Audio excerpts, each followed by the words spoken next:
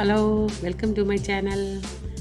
ഞാൻ ഇന്നിവിടെ ഉണ്ടാക്കാൻ പോകുന്നത് സിമ്പിളായിട്ടുള്ള ഒരു ബീഫ് കറിയാണ്. അതിന് വേണ്ടി ഞാനിവിടെ ബീഫൊക്കെ നല്ലവണ്ണം കഴുകി വൃത്തിയാക്കി എടുത്തു വച്ചിട്ടുണ്ട്.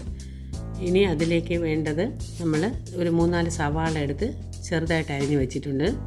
പിന്നെ ചെറിയ ഉള്ളി, കുറച്ച് വെളുത്തുള്ളി, 2 കഷ്ണം ഇഞ്ചി, ഇതെത്രയും എടുത്ത് വെച്ചിട്ടുണ്ട്. ഇനി അടുത്തതായിട്ട് നമുക്ക് ഈ ഒരു തക്കാളി ചെറുതായിട്ട് അരിഞ്ഞ് വെച്ചിട്ടുണ്ട്. നമ്മൾ എടുത്ത് വെച്ചിരിക്കുന്ന ഇഞ്ചിയും വെളുത്തുള്ളിയും ഇവിടെ ചതച്ചെടുക്കുകയാണ്. കുറച്ച് കുരുമുളകും കൂടെ അതിൽ ആഡ് ചെയ്തിട്ടാണ് ഞാൻ ചതച്ചെടുക്കുന്നത്.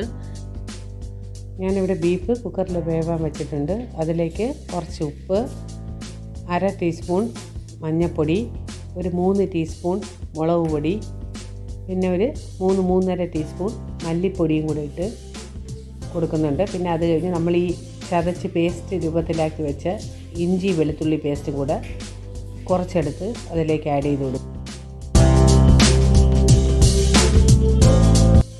ഇനി അതിലേക്ക് ഒരു 2-3 ടീസ്പൂൺ ഓയിലും ആഡ് ചെയ്ത് ഒരു 2 ടീസ്പൂൺ വിനാഗിരിയും ആഡ് ചെയ്തിട്ട് നമ്മൾ നല്ലവണ്ണം ഇതെല്ലാം കൂടെ മിക്സ് ചെയ്ത് ആവശ്യത്തിന് നമ്മൾ വെള്ളം ഒഴിച്ച് കൊടുക്കുന്നു. എന്നിട്ട് കുക്കറിൽ വേവിക്കാൻ വയ്ക്കുന്നുണ്ട് ബീഫ്.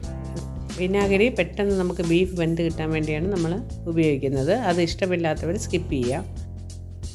നമ്മളിവിടെ ഒരു പാത്രം വെച്ച് അതിലേക്ക് എണ്ണയും ഒഴിച്ച് നമ്മൾ ഈ ചെറിയ ഉള്ളിയും സവാളയും കൂടെ നല്ലവണ്ണം വഴറ്റി എടുക്കണം. എന്നിട്ട് നമ്മൾ അതിലേക്ക് ശകലം ഉപ്പും കൂടെ ആഡ് ചെയ്ത് കൊടുക്കണം.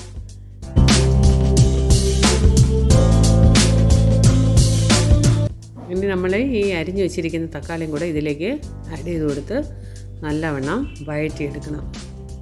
വഴറ്റിയത് ആ ഉള്ളിയൊക്കെ ഇവിടെ നല്ലവണ്ണം വൃത്തിയായിട്ട് വഴണ്ട് വന്നിട്ടുണ്ട്. നമ്മളിനി അടുത്തതിലേക്ക് ബീഫ്, ഈ വേവിച്ച് വെച്ച ബീഫ് ഇതിലേക്ക് ഇട്ട് കൊടുക്കുകയാണ്. എന്നിട്ട് ഇതെല്ലാം കൂടെ നല്ലവണ്ണം ഇളക്കി കൊടുക്കണം.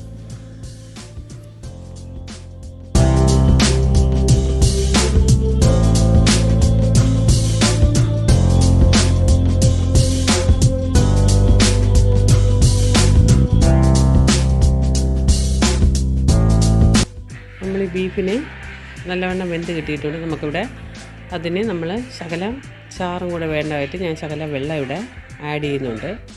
ഇനി ഒരു 3/4 ടീസ്പൂൺ ഗരം മസാലയും കൂടെ ഞാനിവിടെ ആഡ് ചെയ്ത് കൊടുക്കുന്നുണ്ട്. എന്നിട്ട് നല്ലവണ്ണം ഇതെല്ലാം കൂടെ മിക്സ് ചെയ്തെടുക്കണം. ഇനി നമുക്ക് കടുക് താളിക്കാനായി ഒരു ചീനിച്ചട്ടി അടുപ്പിൽ വെച്ചിട്ടുണ്ട്. അതിലേക്ക് ശകലം എണ്ണ ഒഴിച്ച് കൊടുക്കണം. കടുകിട്ട് വറ്റൽമുളകിട്ട് കരിവേപ്പിലയും കൂടെ ഇട്ട് അതിലേക്ക് ഒരു 2 ടീസ്പൂൺ മുളക് പൊടിയും കൂടെ ഞാൻ ഇട്ട് കൊടുക്കുന്നുണ്ട്. അതെല്ലാം കൂടെ നല്ലവണ്ണം വഴറ്റണം. അത് കഴിഞ്ഞ് ഈ മുളക് പൊടിയൊക്കെ ഒന്ന് പച്ചമണം മാറി വരുന്നത് വരെ നല്ലവണ്ണം വഴറ്റി കൊടുക്കണം. എന്നിട്ട് ഈ കടുക് താളിച്ച് വെച്ചേക്കുന്നത് നമുക്ക് ബീഫ് കറിയിലേക്ക് ഒഴിച്ച് കൊടുത്ത് നല്ലവണ്ണം മിക്സ് ചെയ്യണം അതെല്ലാം കൂടെ. ഇനി നമുക്കതിലോട്ട് ശകലം മല്ലിയിലയും കൂടെ ആഡ് ചെയ്ത് കൊടുക്കാം. ഇപ്പം നമ്മുടെ എളുപ്പത്തിലുള്ളൊരു ബീഫ് കറി ഇവിടെ റെഡി ആയിട്ടുണ്ട്. നല്ല ടേസ്റ്റി ആയിട്ടുള്ള ഒരു ബീഫ് കറിയാണ് ഇവിടെ റെഡി ആയിരിക്കുന്നത്.